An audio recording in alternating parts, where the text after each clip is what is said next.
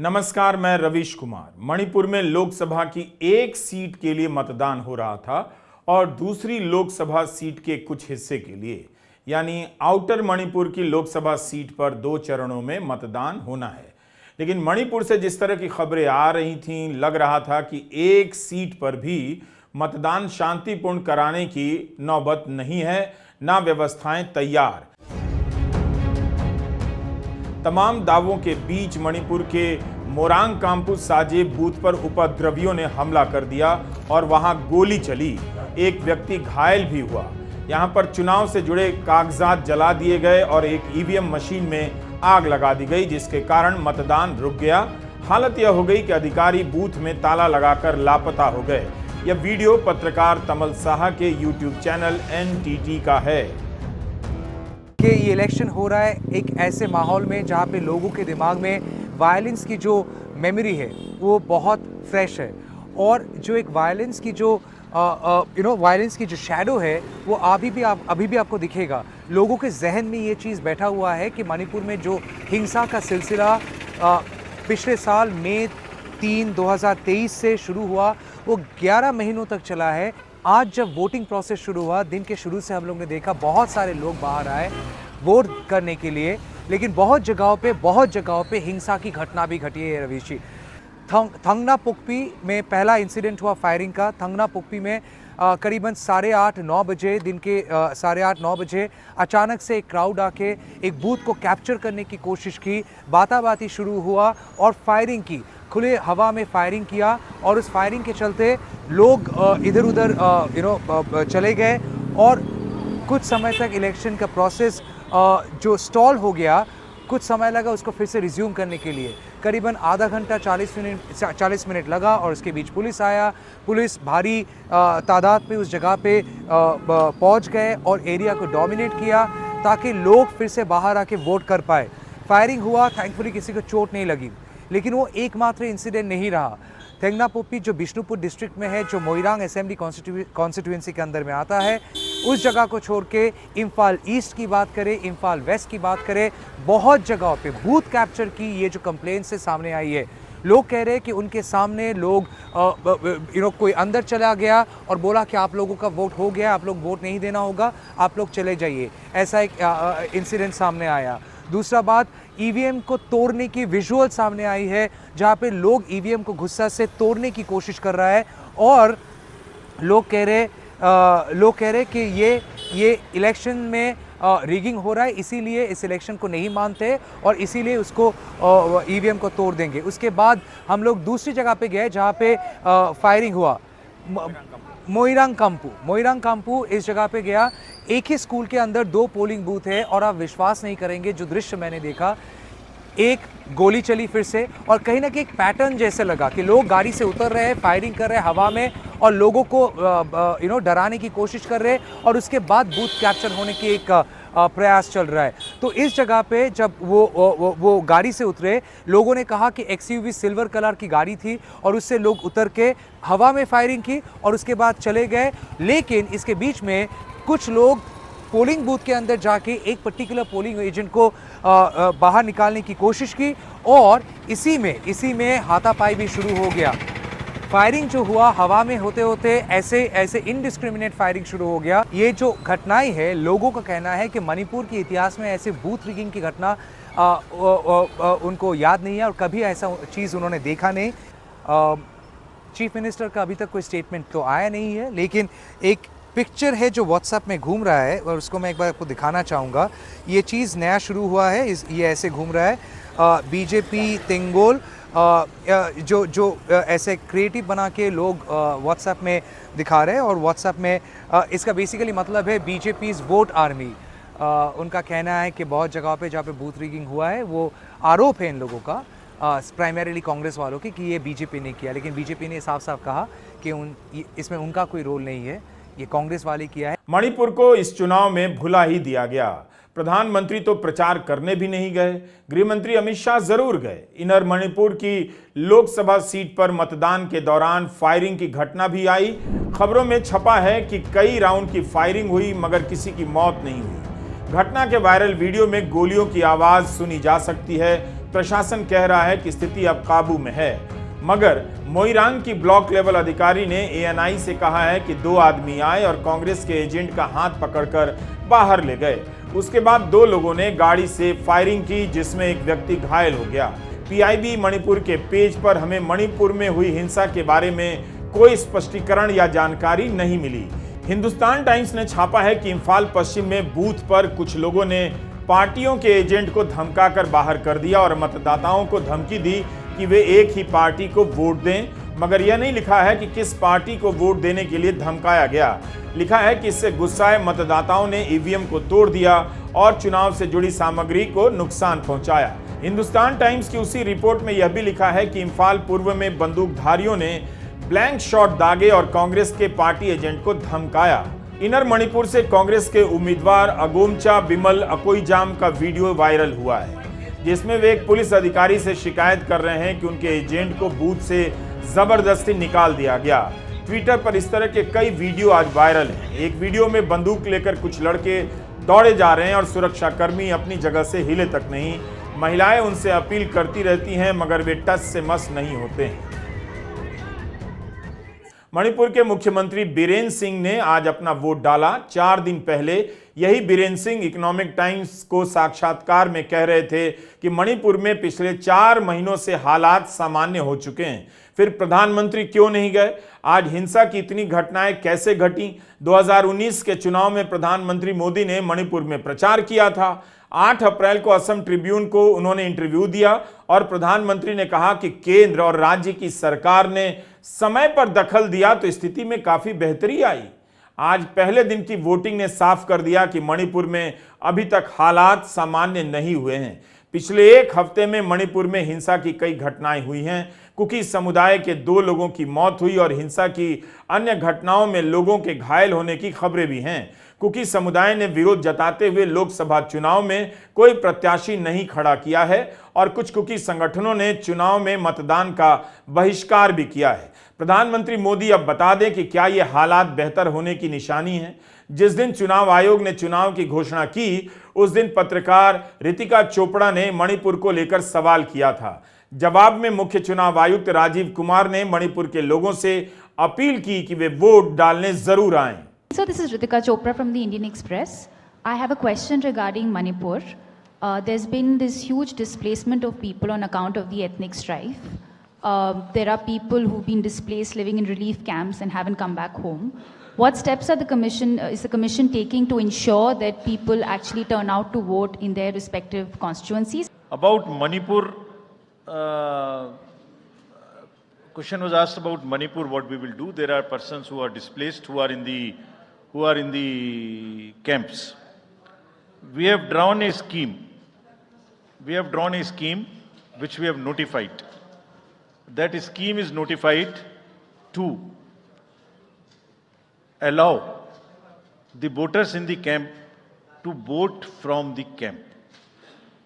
जैसे माइग्रेंट्स के लिए JNK में वो स्कीम है, ऐसे ही यहाँ पर भी उस स्कीम को लागू किया गया है। And the voters would be allowed in the respective camps from the lower constituency to the higher and higher to the lower. But my appeal to the voters is that let us decide through the ballot peacefully by participating in these elections. We'll make the arrangements. लगता है राजीव कुमार की appeal का सभी पर एक समान असर नहीं हुआ। कुकी समुदाय के लोगों ने उन्हें पत्र लिख दिया कि वे चुनाव का बहिष्कार कर रहे हैं। मणिपुर पर अभी और जानकारियां आती रहेंगी। आज लोकसभा की 102 सीटों के लिए पहले चरण का मतदान हो गया। 10 राज्यों और केंद्र शासित प्रदेशों में चुनाव पूरी तरह संपन्न हुए। 21 राज्यों में मतदान से जुड़ी अलग अलग तरह की खबरें आती रहीं। कहीं धीमी गति से मतदान तो कहीं तेज गति से मतदान होता रहा। दोपहर 3 बजे तक मतदान का औसत 49.78% ही रहा। सबसे अधिक त्रिपुरा और पश्चिम बंगाल में मतदान का प्रतिशत रहा 66% से अधिक। मतदान प्रतिशत के आंकड़ों में अभी बहुत बदलाव होता रहेगा, लेकिन शिकायतों का अंबार देखकर लगा कि मतदान की प्रक्रिया को अभी और चुस्त दुरुस्त करने की जरूरत है। ईवीएम मशीनों में खराबी और उसके बाद उनका बदला जाना या ठीक होना, यह सब अब आम हो चला है।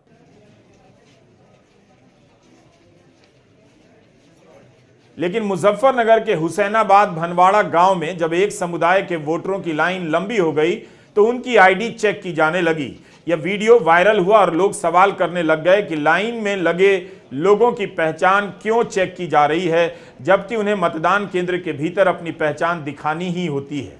क्या यह मतदान को धीमा करने के लिए किया जा रहा था? बाद में यहां मतदान शांतिपूर्वक चलता रहा, लेकिन सोशल मीडिया पर चर्चा चलती रही कि क्या एसएसपी का यह काम था कि वह लाइन में लगे लोगों की पहचान चेक करें। अमर उजाला ने लिखा है कि एसएसपी ने भीड़ के कारण वहां के अधिकारियों और पुलिस कर्मियों को आवश्यक निर्देश दिए, किसी हस्तक्षेप की बात नहीं लिखी है। रामपुर से भी इसी तरह की खबर आई कि पुलिसकर्मी मतदाताओं की पहचान की चेकिंग कर रहे हैं। जिलाधिकारी ने जांच के आदेश दिए।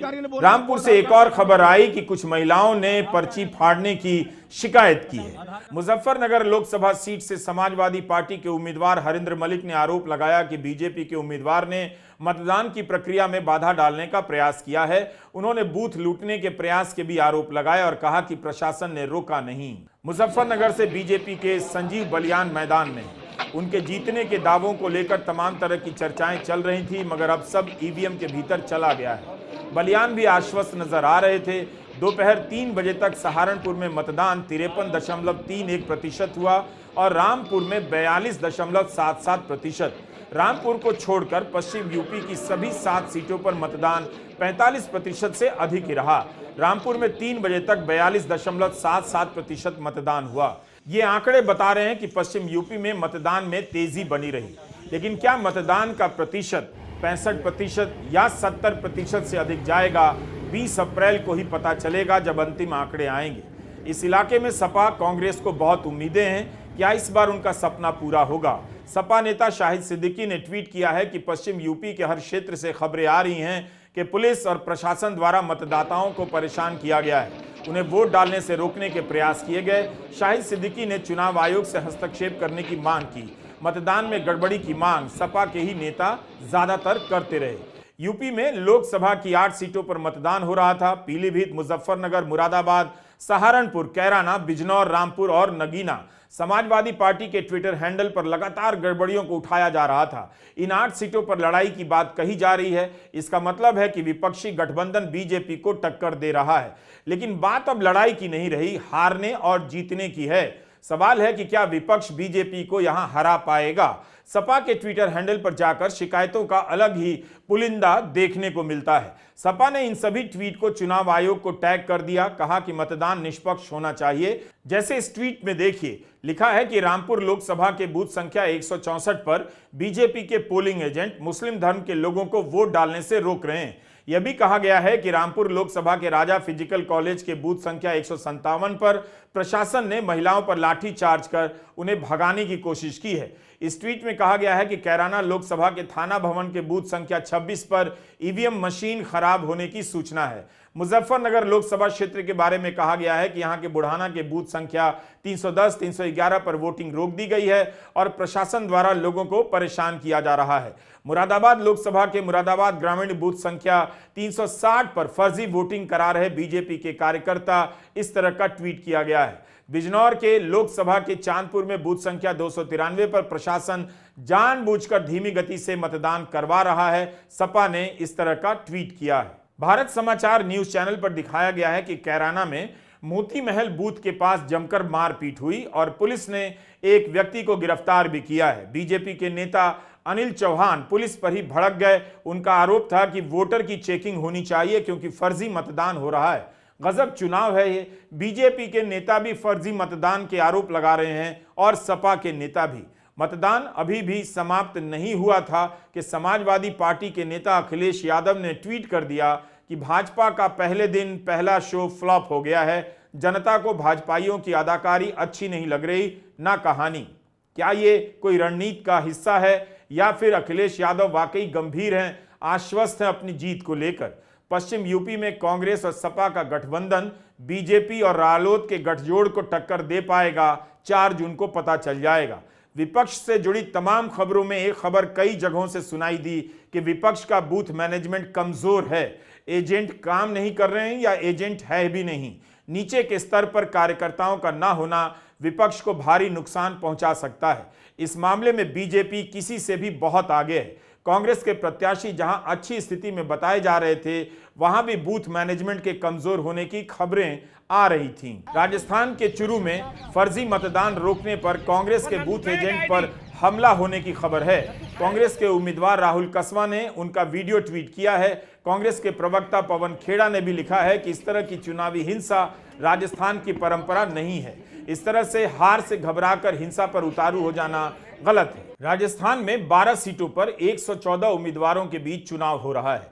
भास्कर ने रिपोर्ट किया है कि दौसा, भरतपुर, सीकर, बीकानेर, धौलपुर और झुंझुनू में कई गांवों में स्थानीय समस्याओं के चलते चुनाव का बहिष्कार किया गया। अधिकतर खबरों में यही पता लगा कि पानी को मांग को लेकर चुनाव का बहिष्कार हुआ है। बिहार में 4 सीटों पर मतदान हुए।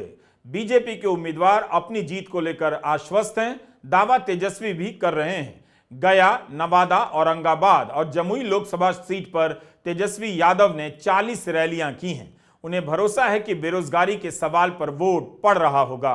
हम लोग चारों सीट जो है जीत रहे हैं। जो फीडबैक आ रहा है, बढ़ चढ़ कर के लोग जो हैं वोट दे रहे हैं और मौजूदा सरकार से लोग जो हैं गुस्से में हैं और कहीं कोई शक नहीं है कि हम ये चारों सीट हारेंगे।